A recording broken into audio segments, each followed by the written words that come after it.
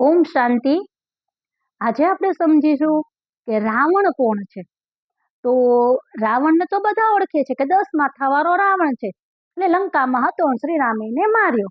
આટલી જ બધાને ખબર છે. આજે સત્ય જ્ઞાન સમજીશું કે રાવણ કોણ છે. તો નવરાત્રીની અંદર 9 દિવસ શિવ શક્તિ રાવણને મારવાનું કાર્ય કરે. 10મા દિવસે રાવણને મારી અને એનું પૂતળું બનાવી અને બધા એને જલાવે છે. તો એક વખત કોઈ માણસ મરી ગયો હોય તો એક જ વખત એને સળગાવવાનો હોય. દર વર્ષે એને સળગાવવાની જરૂર ન પડે. અને આપણા ભારતની અંદર દર વર્ષે મોટું રાવણનું પૂતળું બનાવે અને દર વર્ષે જગાવે. મતલબ હજી રાવણ જીવતો છે, મર્યો નથી. કેમ ખબર પડે? કે બધાની અંદર આ જે રાવણ છે શું છે? કામ, ક્રોધ, લોભ, મોહ, અહંકાર, ઈર્ષા, દ્વેષ, ગ્લાનિ, નફરત, અલ્બેનાપન, આળસ, આ બધું શું છે? આ રાવણના માથા છે. એક માથું કાપી ક્રોધ કાઢીએ, આજે કાઢ્યો 1 કલાક થાય તો ક્રોધ પાછો આવી જાય. મતલબ રાવણનું માથું કાપ્યું અને પાછું જોઈન્ટ થઈ ગયું. હકીકતમાં કોઈ 10 માથાવાળો રાવણ હોતો નથી. તો 10 માથાવાળાનો મતલબ છે 5 વિકાર સ્ત્રીમાં અને 5 વિકાર પુરુષમાં.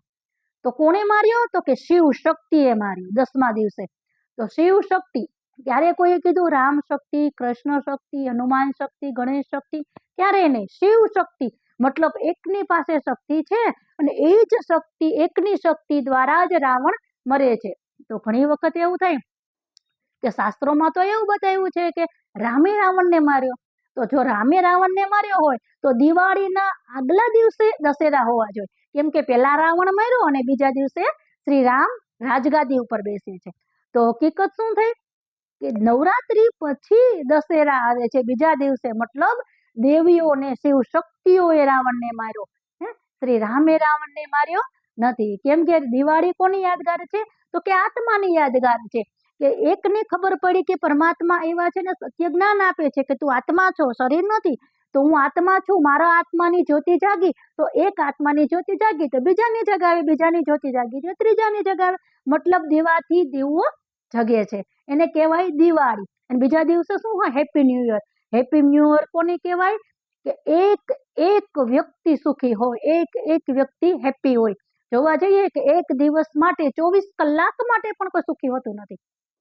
થોડી વાર સુખ હોય, થોડી વાર કોઈ વાત આવી જાય તો દુઃખ, કોઈના ઘરમાં કોઈનું શરીર છૂટી જાય તો દુઃખ. તો હેપી ન્યુ યર કઈ રીતે કહી શકાય? હેપી ન્યુ યર મતલબ નવું યુગ, સતયુગ, સ્વર્ણિમ યુગ, જ્યાં દેવી દેવતાઓ રાજ્ય કરે છે, ત્યાં અકાળે મૃત્યુ પણ હોતું નથી. એવું એક રાજ્ય, એક ભાષા, એકતા હોવાના કારણે સતયુગમાં કહેવાય ને કે જહાં ડાલ ડાલ પર સોને કી ચિડિયા કરતી થી બસેરા, વો ભારત દેશ હે મેરા. એવું આપણો ભારત દેશ હતો કે દેવી દેવતાઓ રાજ્ય કરતા હતા, કે દુઃખનું નામ નિશાન નહોતું. આવું આપણું ભારત, ફરીથી આવું ભારત બની રહ્યું છે. પરમાત્મા પિતા આવી અને ફરીથી ભારતને સ્વર્ગ બનાવી રહ્યા છે.